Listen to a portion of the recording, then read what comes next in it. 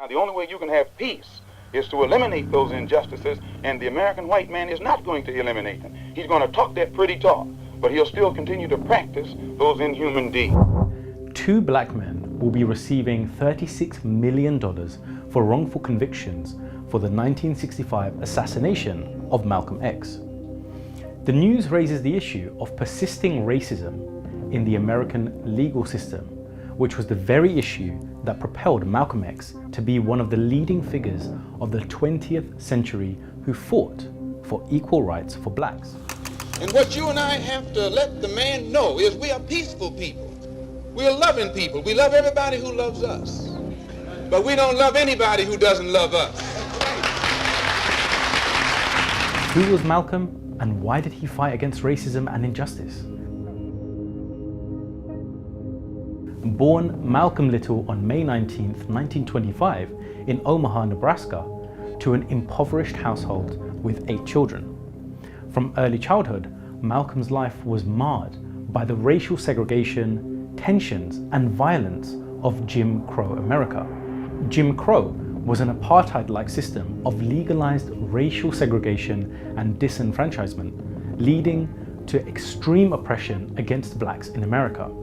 The history of unpunished violence against our people clearly indicates that we must be prepared to defend ourselves, or we will continue to be a defenseless people at the mercy of a ruthless and violent racist mob. Living in this era of injustice, both his parents became staunch followers of black nationalist leader Marcus Garvey. This led to the murder of his father, with speculation that white racists from the Black Legion were responsible for his death.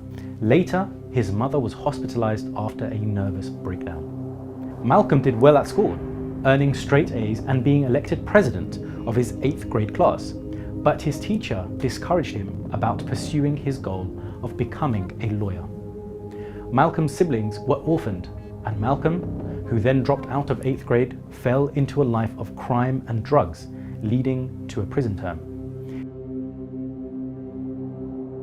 In prison, Malcolm embarked on a self-led program of intellectual development and personal growth. This is also where he joined the Nation of Islam, a black supremacist movement, creedally opposed to Islam and its teachings on race. That Muslims who follow the Honorable Elijah Muhammad, number 1, don't believe in any form of integration, and believe that every mention of the word integration by whites, if we believed in it, we would integrate, and we would fight anybody who got in our way or made any effort whatsoever to stop us from integrating. A brilliant orator with a sharp intellect, Malcolm rose up the ranks, believing that the white man was the devil and that there could be no reconciliation between the black and white races. In 1964, he radically shifted his views when at the annual Hajj pilgrimage, he saw the brotherhood that Islam engendered among peoples from all races across the world. He said that for the first time in his life, he had felt no racial prejudice or antagonism toward whites, nor had he sensed any antagonism on their part against him.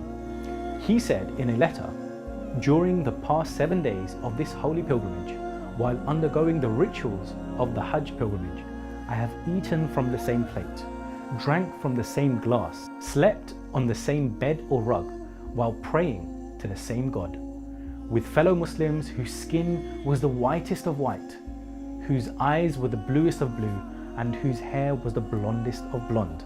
Yet it was the first time in my life that I didn't see them as white men. I could look into their blue eyes and see that they regarded all of us the same, brothers." He went on to say, because their belief in the oneness of Allah had actually removed the white from their minds, which automatically changed their attitude and behavior toward people of other colors. One thing that I found in all of my travels was that all of the Africans, not only the Africans, but the Asians and the Muslims, look upon us as their long-lost brothers. And America had actually tricked many of them into a hands-off policy by giving them the impression that she was honestly trying to do something to solve the problem. My argument over there was designed to prove that it is impossible for the United States government to solve the race problem. It's impossible.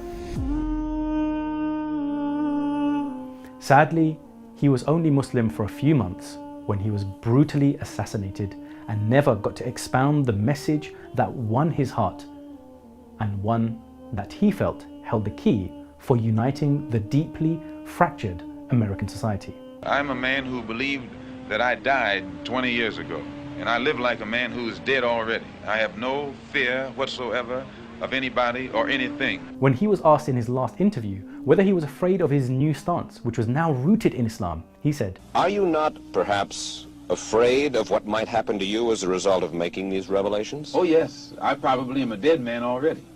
Many people have stated that his assassination was politically motivated, and the two individuals who were falsely tried were innocent. Just before his death, he said, "I have a desire to see the Afro-American in this country get the human rights that are his due. I believe that the Islam religion is the best religion for our people because it creates unity and it gives one dignity and racial confidence and all of these things that are necessary to make a complete human being." With the rise of racial tensions in the last decades, and with the destructive effect of racism still continuing to loom large in many parts of the world, what can we do to embrace Malcolm's message to the races of the world and unite humanity through the message of Islam?